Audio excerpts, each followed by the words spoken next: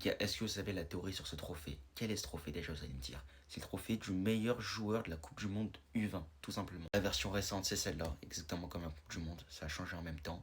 Et il y a une théorie sur ce trophée. Parce que comme vous l'avez certainement remarqué, tous ceux qui ont touché ce trophée, en fait, sont devenus des joueurs trop forts au foot. En vrai, quand tu regardes le catalogue des joueurs qui reçoivent ce trophée, c'est exceptionnel. Il n'y a que des joueurs excellents. Agüero aussi, il a fini meilleur jeune joueur de cette Coupe du Monde-là, U20, et même fini meilleur buteur. Ensuite, il y a eu Agüero. Kangin Lee, il est en train de tout exploser actuellement au PSG, et il a aussi fini meilleur joueur. Solanke, il a fait de très belle saison en première ligue.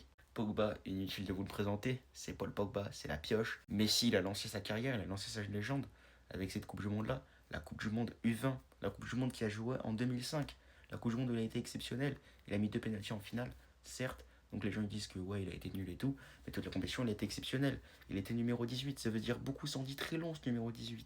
Ça veut dire que de base, l'Argentine ne savait pas que c'était le meilleur joueur. Sinon, ils l'auraient mis numéro 10. Mais que ce numéro 18 là, la réalité, elle a quand même fini par éclater. Parce qu'il y a eu le trophée de meilleur joueur.